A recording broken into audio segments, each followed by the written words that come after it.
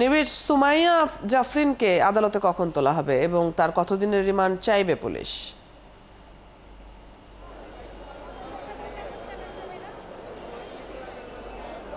এখন পর্যন্ত আমরা যে খবরটি পেয়েছি যে তাকে দুপুরের দিকে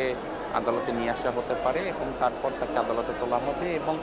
কিছুক্ষণ আগে ঢাকা মহানগর পুলিশের মুখপাত্র মোহাম্মদ তালেবুর রহমান তিনি সাংবাদিকদের সাথে কথা বলেছেন এবং তিনি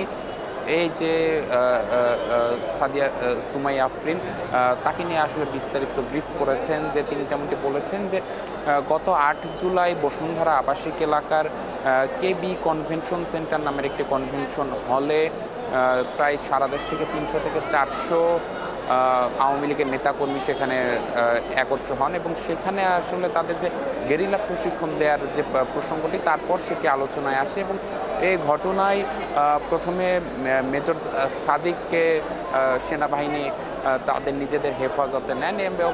বেশ কয়েকজন আওয়ামী লীগের নেতাকর্মীকেও কিন্তু আটক করা হয় এই ঘটনার পর। এবং এরপর কিন্তু আমরা দেখলাম যে গতকাল সন্ধ্যায় উত্তরা থেকে এই যে মেজর সাদিকের স্ত্রী সুমাইয়া আফরিন তাকে ডিবি জিজ্ঞাসাবাদের জন্য প্রথমে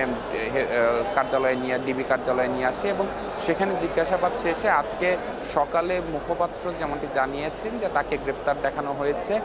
যেটি ভাটারা থানার সন্ত্রাস বিরোধী আইনের যে মামলাটি দায়ের করা হয়েছে সেই ঘটনায় সেই মামলায় তাকে গ্রেপ্তার দেখানো হয়েছে এবং দুপুরের পর তাকে আদালতে নিয়ে আসা হবে এবং আদালতে তাকে ৭ দিনের রিমান্ড চাওয়া হবে বলে পুলিশের পক্ষ থেকে জানানো হয়েছে। এবং পুলিশের মাধ্যমে যেমনটি জানতে পেরেছি যে পুলিশ যেমনটি বলছে যে এই ঘটনায় প্রাথমিকভাবে এই সুমাইয়া আফরিন জড়িত এমনটি কিন্তু তারা তথ্য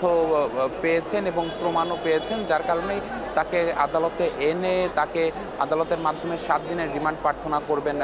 করবে পুলিশ। এবং তারপর কিন্তু তদন্তকারী কর্মকর্তা যেমনটি জানিয়েছেন যে আসলে অধিকতর জিজ্ঞাসাবাদের জন্যই কিন্তু তারা আসলে এই যে রিমান্ড প্রার্থনা সেটি আসলে তারা করবেন এবং আরও অধিকতর তথ্যের জন্য কিন্তু আসলে তারা তথ্য কিভাবে কবে এবং কে কে সংগঠিত করেছিল সেই বিষয়ে নিশ্চয়ই তথ্য সংগ্রহ করার চেষ্টা করা হবে। নিবিড়, আপনার কাছ থেকে জেনে নিচ্ছিলাম।